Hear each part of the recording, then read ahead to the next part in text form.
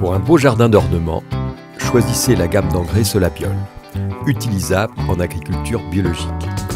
Composé de matières premières 100% d'origine naturelle, il libère progressivement et durablement tous les éléments nutritifs dont vos plantes ont besoin. Pour l'application, rien de plus simple. Épandez l'engrais au sol, griffez légèrement pour l'incorporer, puis arrosez. 2 à 3 apports dans la saison suffiront. Solabiol, votre partenaire pour un jardin magnifique au naturel.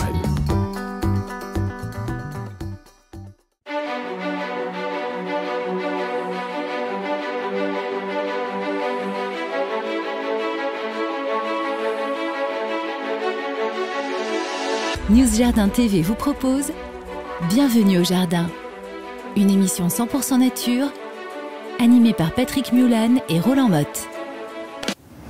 Bienvenue au Jardin, Patrick Mulan, Roland Motte. Maintenant, mon cher Roland, que le printemps va arriver, demain, il va falloir vraiment penser à devenir jardinier actif. Ah bah non, mais là, ça fait un bout de temps quand même. Hein. Ouais. Depuis le mois de janvier, pratiquement, je m'affaire pour essayer de sarcler, nettoyer, etc., triturer, bichonner. Oui, ouais, tu bricoles, quoi. Oui, c'est ça. Et maintenant, il faut jardiner, c'est-à-dire qu'il faut commencer à semer, à planter. Oui. Voilà. Semis, on l'a dit la semaine dernière, on peut continuer, les betteraves, les carottes. Moi, j'ai du mal avec les carottes. On va essayer de les semer cette année en carré potager pour qu'il y ait plus de profondeur. Oui. En pleine terre, chez nous, c'est une cata. On a des carottes qui sont des rogatons, qui poussent des fois pas. Donc, on a préparé un carré exprès avec une terre très légère. Donc, on va voir ce que ça donne. Un truc qui me vient de Stéphane Marie, notre copain Stéphane. Bon. Il prend 2 tuiles romanes, des tuiles canal. Il les met l'une contre l'autre verticalement. Il les remplit de terreau. Il sème. Et il a des carottes qui sont toutes droites et toute la longueur de la tuile. C'est sympa parce qu'en plus, il ouvre. Il les serre, il les ferme pour pas qu'elles s'ouvrent, évidemment. Et ça fait comme une sorte de peau extérieure. Et il avait des carottes super comme ça. C'était ça, je vais essayer. Ah, c'est rigolo. Ah oui. Le seul truc, ça coûte une blinde en tuile. Quoi. Ah, voilà. Ça dépend si tu as des tuiles. On va le remplacer par un truc qui est moins écolo. Mais par exemple, des grosses canalisations en PVC que tu tranches en deux. Ça doit pouvoir marcher. Ouais. Ça coûte moins cher et ça fera le même effet. Ça sera moins joli dans le jardin. Moins esthétique quand même. Ouais. Alors qu'est-ce que tu nous fais d'autre? Tu plantes des aromatiques? Aromatiques chaque année. Parce tu les sèmes? Non, je plante. Non, mais oui, je plante, c'est plus simple. Alors, on a chaque année environ 10% de pertes à peu près. Ah bon ouais, parce que tu as de l'humidité. Ah oui, tu parles de la saison précédente. Oui, sur la saison précédente, 10% de pertes en aromatique. Moi, je garde jamais un thym, jamais un romarin. Ah bon? Tous les ans, à cause de la pluie, etc., il pleut beaucoup en Ile-de-France, ils sont détruits. Écoute, on a des romarins, donc ils font 1 mètre de haut là après l'hiver, hein, donc ils sont très magnifiques. Mais toi, t'es un vrai jardinier. Oui, ça peut jouer. Ça peut jouer. Je reconnais que ça peut jouer. Et donc aromatique, on n'a plus d'oseille rouge, donc on va remettre de l'oseille rouge. C'est bon ça? Ouais, c'est pas mauvais, mais t'aimes rien, donc je peux pas te dire que c'est bon puisque c'est très subjectif. Non, mais la soupe à l'oseille, j'aime bien, mais avec de la vraie. Ah ben non, mais la rouge, alors elle est décorative d'une part, et puis elle a un bon petit goût. Oui. C'est très bien dans le poisson au courbouillon, tu sais, tu mets ça dans le ventre du poisson, c'est très bien. Ouais. Là, j'ai recommencé à sarcler, donc là, ça y est, c'est parti, mauvaises herbes, machin et tout, donc ça y est, je resarcle tout ce qui n'est pas paillé. Pas paillé n'était pas le nom d'une personne, mais oui, il faut sarcler pas mal, puisqu'on a quand même beaucoup d'espace là-bas. Bon, il y a les carrés potagers, mais il y a aussi de la pleine terre, et là, le sarclage est devenu obligatoire, là. Ça, c'est un petit boulot régulier dès que c'est tout petit. Oui. Donc, tu nous fais aussi un peu de paillage, du coup, puisque tu voulais éviter de sarcler.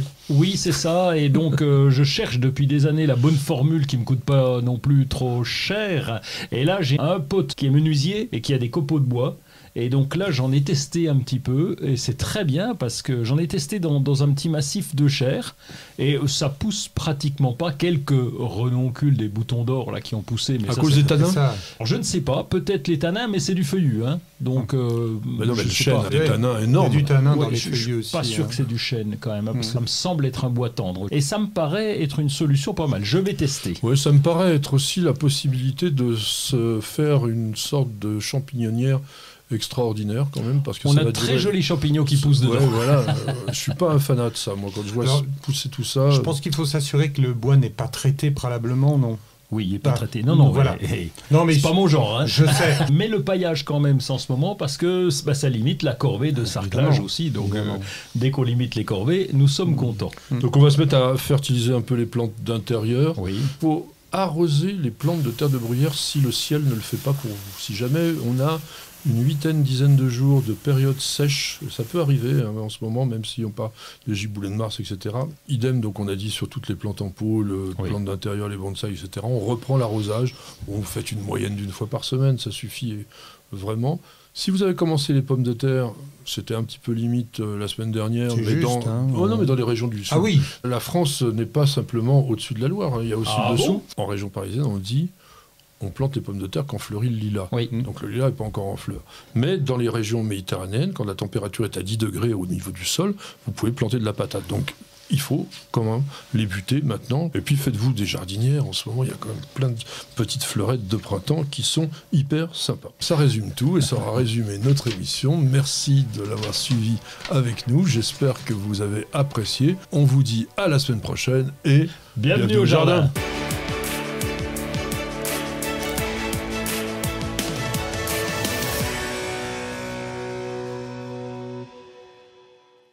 Merci d'avoir regardé notre vidéo, j'espère qu'elle vous aura fait passer un bon moment.